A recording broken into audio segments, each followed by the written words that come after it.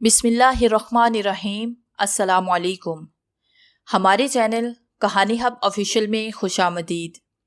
ناظرین، میں آج آپ کے لیے انتہائی خوفناک اور دلچسپ کہانی لے کر آئی ہوں، لیکن کہانی شروع کرنے سے پہلے آپ سے گزارش ہے کہ اگر آپ نے ہمارا چینل سبسکرائب نہیں کیا تو آپ ہمارے اس چینل کو سبسکرائب کر لیجئے اور بیل آئیکن کو بھی پریس کر لیں تاکہ ہر نئی آنے والی ویڈیو بآسانی آپ تک پہنچ سکے۔ لڑکی کی حالت بہت خراب تھی۔ وہ کسی وقت میں خوبصورت رہی ہوگی، مگر اس وقت تو اس کو دیکھ کر کراہیت آ رہی تھی۔ وہ کمرے کے کونے میں بیٹھی کچھ کھا رہی تھی۔ پادری نے آگے بڑھ کر دیکھنا چاہا تو وہ تھرا گیا۔ وہ بیٹھی چوہے کا گوشت کھا رہی تھی۔ اس کے منہ پر خون لگا ہوا تھا۔ اس کی آنکھیں بالکل سیاہ ہو گئی تھی، ان کا سفید حصہ غائب ہو چکا تھا۔ اس کے چہرے اور جسم پر زخموں کے نشانات تھے، شاید وہ بہت دن سے نہائی نہیں تھی۔ اس کے پاس سے عجیب سی بدبو آ رہی تھی۔ پادری کا دل اچھل کر گلے میں آ گیا اور اسے بہت سخت متلی سی محسوس ہوئی۔ وہ ناک پر رومال رکھے مڑا۔ لڑکی جست مار کر اس کے سامنے آ گئی۔ پادری زندگی میں پہلی بار شدید دہشت زدہ ہو چکا تھا۔ لڑکی چلائی، میں ایک چڑیل ہوں، میں سب کچھ کھا جاتی ہوں، میں کھانا کھا جاتی ہوں، مال کھا جاتی ہوں، کسی کا اعتبار اور پیار کھا جاتی ہوں، پھر کسی کی زندگی بھی کھا جاتی ہوں، مگر پتہ نہیں کیوں میری بھوک ختم نہیں ہوتی۔ یہ کہتے ہوئے اس نے چوہے کے باقیات اپنے منہ میں بھر لیے۔ پادری تیزی سے ہاتھ جھٹک کر باہر بھاگ گیا۔ اس نے کانپتے ہوئے کہا، یہ واقعی کوئی چڑیل ہے جس کا سایہ آپ کی بیٹی پر ہو گیا ہے۔ آپ اس کا سر مونڈ دیجئے، جیسے ہی اس کے بال کٹ جائیں گے چڑیل کا سایہ جاتا رہے گا۔ اس سے زیادہ میں آپ کو کچھ نہیں بتا سکتا۔ مسٹر پنٹو اور مسز پنٹو نے پریشانی میں سر ہلایا۔ ان کی اکلوتی بیٹی پچھلے 6 ماہ سے عجیب و غریب قسم کی بیماری کا شکار تھی۔ سب ڈاکٹر جب اس کے علاج سے عاجز آ گئے تو بات روحانی علاج پر آ گئی تھی۔ آج چرچ سے پادری کو اسی مسئلے کے حل کے لیے بلایا گیا تھا، مگر وہ بھی خوفزدہ ہو کر بھاگ گیا تھا۔ مسٹر پنٹو نے بیٹی کو بے ہوشی کا انجیکشن زبردستی لگایا اور نائی کو گھر بلا کر اس کے بال مونڈنے کا حکم دے ڈالا۔ اب وہ دونوں بے صبری سے اپنی بیٹی کے ہوش میں آنے کا انتظار کر رہے تھے۔ 3 گھنٹے کے بعد وہ ہوش میں آئی تو جست لگا کر چھپکلی کو پکڑ کر کھاتے ہوئے ہذیان بکنے لگی۔ میری بھوک نہیں مٹتی، میری بھوک نہیں مٹتی۔ مسٹر پنٹو اور مسز پنٹو روتے ہوئے کمرے سے نکل گئے۔ ان کے ہاتھوں سے امید کا دامن پھر نکل چکا تھا۔ ان کی بیٹی چڑیل کی چڑیل ہی تھی۔ مسٹر پنٹو نے ڈرتے ڈرتے ماہر نفسیات کے کمرے میں قدم رکھا۔ انہوں نے بیٹی کا ہاتھ کس کر پکڑ رکھا تھا۔ وہ زیر لب کچھ بڑبڑا رہی تھی۔ ڈاکٹر نے لڑکی کو آرام دہ کرسی پر بیٹھنے کو کہا۔ لڑکی اسے دیکھ کر اپنے پیلے دانت نکال کر بولی، تجھے کھا جاؤں، میں تجھے کھا جاؤں۔ ماہر نفسیات نے مسٹر پنٹو کو ہاتھ سے رخصت ہونے کا اشارہ کیا۔ ماہر نفسیات نے لڑکی کی آنکھوں کے آگے رنگدار چمکیلا گولا گھمانا شروع کر دیا۔ جلد ہی لڑکی تنوینی نیم کا شکار ہو چکی تھی۔ ماہر نفسیات گہری آواز میں بولا، الٹی گنتی میں گننا شروع کر دیتا ہوں تو مجھے ماضی کے اس دن میں لے جاؤ گی جب اس مسئلے کا آغاز ہوا ہے۔ اس نے 50 سے الٹی گنتی کا آغاز کیا۔ وہ جب 30 تک پہنچا تو لڑکی نے بولنا شروع کر دیا۔ ایسے لگ رہا تھا جیسے وہ کسی فلم کا سین دیکھ کر اس کی وضاحت کر رہی ہو۔ وہ کھولے سے بولی، وہ بہت وجیحہ تھا اور روز چھپ چھپ کر مجھے دیکھتا تھا۔ میں جان کر اسے نظر انداز کرتی رہتی تھی۔ میری زندگی فلرٹنگ پر چل رہی تھی۔ میں اور میری سہیلیاں نوجوان کالج کے لڑکوں کو جی بھر کر احمق بناتی تھی۔ ایسے میں میری نظر میں میچور مرد کی کیا اہمیت تھی؟ دوسرا میں جانتی تھی کہ ان سے پیسے ٹھگنا کتنا مشکل کام ہوتا تھا۔ خیر، اس روز کا بیان میں آپ کو اس کی ڈائری سے اس کی زبانی پڑھ کر سناتی ہوں۔ اس نے ڈائری میں لکھا تھا، اچانک اس کے گلے سے مردانہ آواز برآمد ہونے لگی، ماہر نفسیات تیزی سے نوٹس بناتے ہوئے سارا سیشن ریکارڈ کر رہا تھا۔ وہ نوجوان مردانہ آواز بولی، میں نے حسرت سے اس خوبصورت حسینہ کو چوری چوری دیکھا۔ میں حیران ہوتا تھا کہ کوئی اتنا دلکش اور معصوم کیسے ہو سکتا تھا۔ وہ روز کی طرح آج بھی اپنی سہیلیوں کے ساتھ خوش گپیوں میں مصروف تھی۔ میں نے کافی ہاؤس کے ماحول پر نظر ڈالی۔ کئی نوجوان اس طرح شوخ لڑکیوں کو دیکھ رہے تھے۔ ان مچلوں کی شوخیاں نوجوانوں کے سینوں پر چھڑیاں چلا رہی تھی۔ مجھے محسوس ہوا جیسے آج میں نے ہمت نہ کی تو کوئی نہ کوئی نوجوان اس حسینہ کو لے اڑے گا۔ میرا دل ایک لمحے کے لیے دھڑکنا بھول گیا۔ میں پچھلے 6 ماہ سے اس کافی ہاؤس میں صرف اسی امید پر آتا تھا کہ مجھے اس نازنین کا دیدار نصیب ہو جائے۔ مجھے یاد تھا کہ میں نے پہلی مرتبہ اسے مری کے مال روڈ پر دیکھا تھا۔ میں کالج میں اسسٹنٹ پروفیسر بھرتی ہوا تھا اور اپنی کلاسز سے فارغ ہو کر وقت بتانے مال روڈ پر آ گیا تھا۔ ایسے میں میری ٹکر اس نازنین سے ہو گئی تھی اور اس کی کافی اس پر گر گئی تھی۔ وہ ناک چڑھا کر ایک ادا سے بولی تھی، اندھے ہو کیا؟ تمہیں نظر نہیں آ رہا؟ میں سامنے سے آ رہی ہوں، سارا لباس تباہ کر دیا۔ میں نے معذرت کی کوشش کی مگر وہ سنی انسنی کر کے اسے وہاں سے چل پڑی۔ اس روز مجھے پتا چلا تھا کہ پہلی نظر کی محبت کیا ہوتی ہے۔ وہ وہاں سے جا چکی تھی مگر اس کا سحر مجھ پر طاری ہو چکا تھا۔ میں بہت دیر وہیں سرشار سا کھڑا رہا تھا، پھر اچانک مجھے احساس ہوا کہ وہ سیاہ بھی ہو سکتی تھی۔ ایسے میں ہماری دوبارہ ملاقات ناممکن تھی۔ میں اس روز بہت عرصے کے بعد چرچ گیا تھا اور سراپا دعا بن گیا تھا۔ میرا رواں رواں دعا کر رہا تھا کہ وہ نازنین مجھے دوبارہ واپس مل جائے۔ اگلے روز وہ مجھے ماؤنٹین کافی ہاؤس میں مل گئی۔ وہ گزشتہ کل کا واقعہ بھول چکی تھی۔ اس نے اچٹی ہوئی لاپرواہ نظر مجھ پر ڈالی اور دوستوں سے بات چیت میں مگن ہو گئی۔ میں نے ان کے قریب والی میز پر ڈیرا ڈال لیا اور کان لگا کر ان کی گفتگو سننے لگا۔ مجھے پتا چلا کہ وہ مکانی کانوینٹ کی طالبات تھی اور روز شام 4 بجے کافی ہاؤس میں اکٹھی ہوتی تھی۔ بس پھر اس روز سے میں بھی روز اس کے دیدار کے لیے کافی ہاؤس پہنچ جاتا تھا۔ آج بھی میں تو بس اسی تپسیا میں مصروف تھا کہ کالج کے نوجوان طالب علموں نے میرا سکون چڑا لیا۔ وہ لگاوٹ سے ان لڑکیوں کو دیکھتے ہوئے مسکراتے ہوئے ایک دوسرے کے کانوں میں سرگوشیوں میں مصروف تھے۔ لڑکیاں بھی ان کی توجہ پا کر کچھ زیادہ ہی شوق ہو رہی تھی۔ آخر کار مجھ سے رہا نہ گیا، میں جھجکتا ہوا ان کے قریب گیا اور دھیرے سے بولا، کیا آپ جیسی خوبصورت لڑکی کو میں کوئی آفر کر سکتا ہوں؟ وہ شعلہ بدن ناز آفرین میری بات سن کر لگاوٹ سے معنی خیز انداز میں مسکرائی۔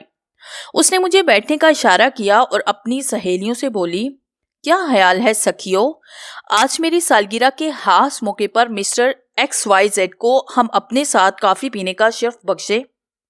تمام لڑکیاں معنی خیز انداز میں بولی، بالکل سارا، کیوں نہیں بالکل۔ میں فاتحانہ انداز میں مسکرایا۔ آخرکار محبوب سے رابطے کا سلسلہ جو نکل پڑا تھا۔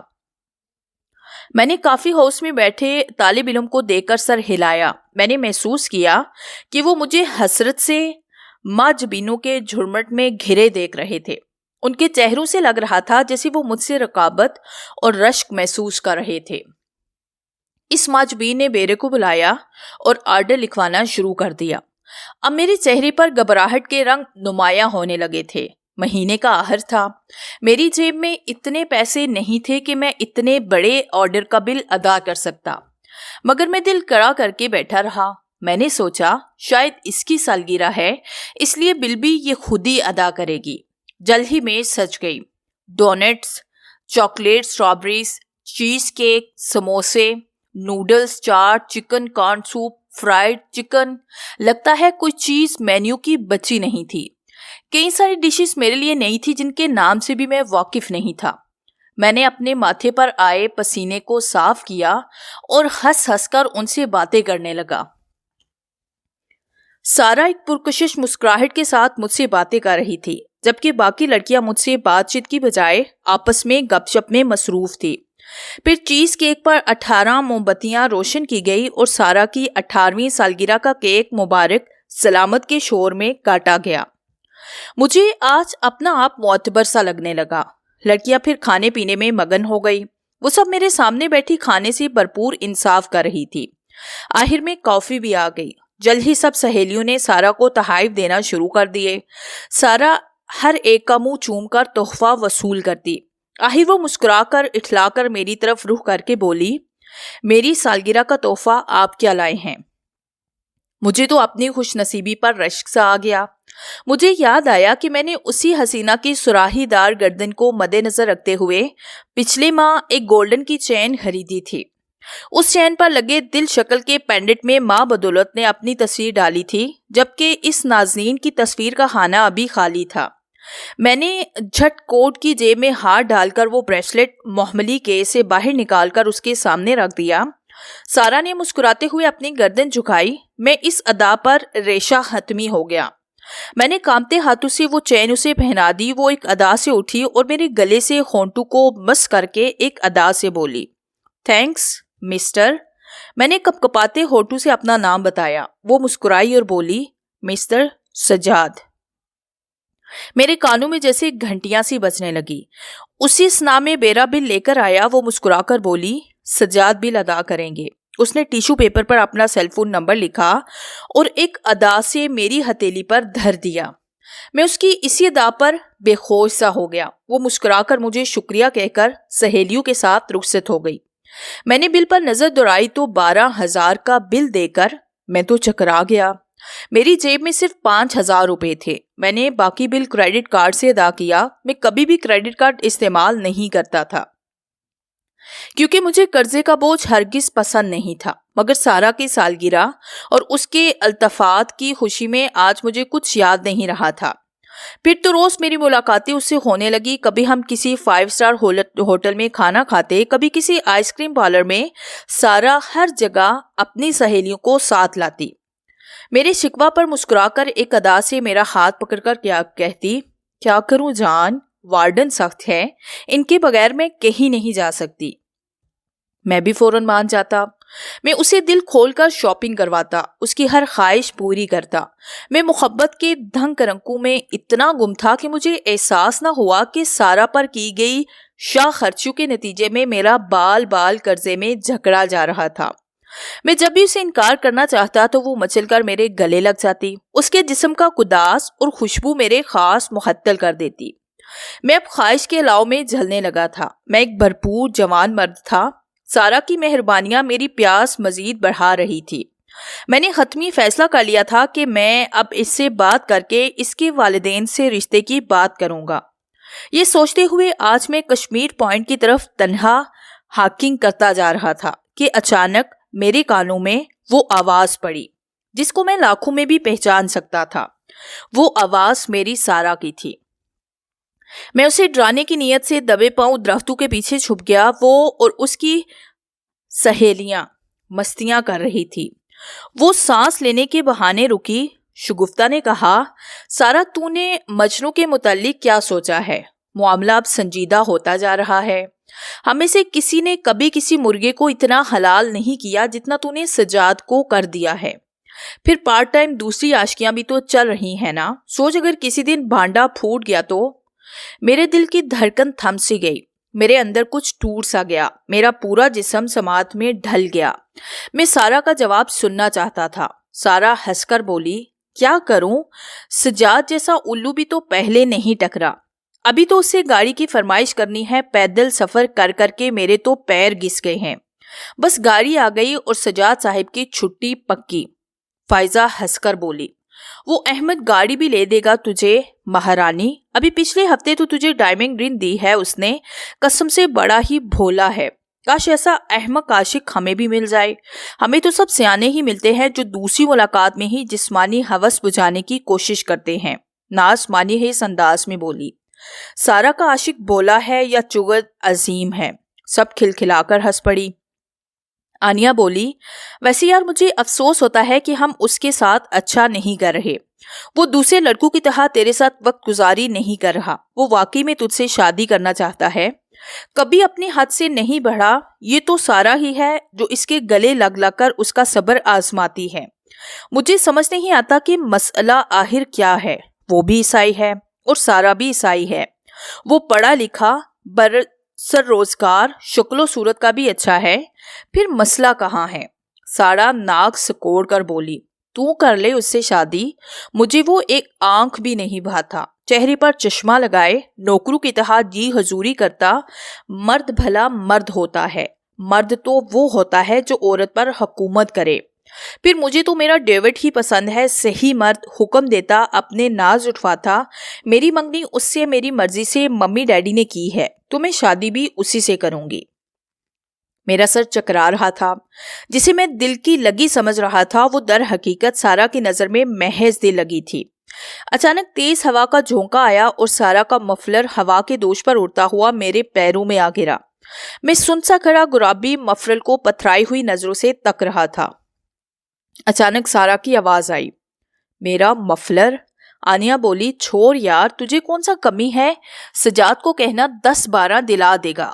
وہ ہنستی کھلکھلاتی ہوئی اوپر کی جانب چلی گئی، مگر سارا بھاگتی ہوئی درختوں کے جھنڈ میں گھس آئی۔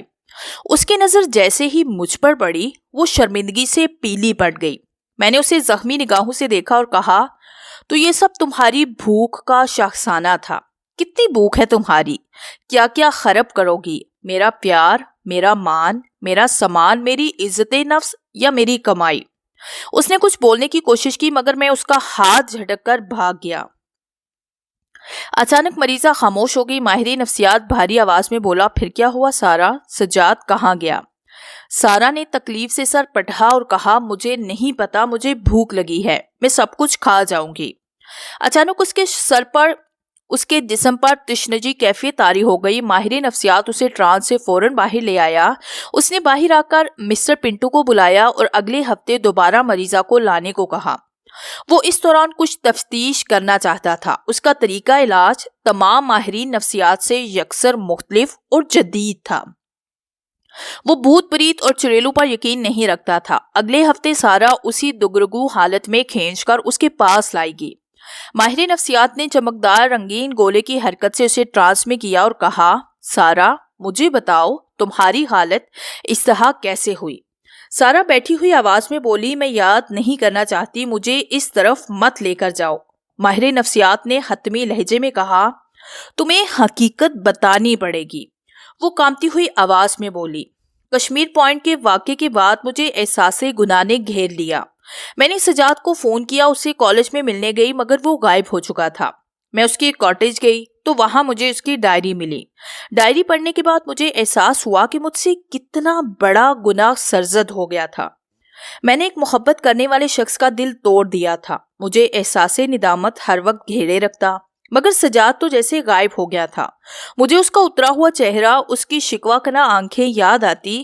میری نیندیں اڑ گئی، میں اس کے اعتبار کی قاتل تھی۔ کچھ دنوں کے بعد میری سالگرہ تھی۔ میری سہیلیوں نے میرا دل بہلانے کے لیے اس کا اختتام مارٹین کافی ہاؤس میں ہی کیا۔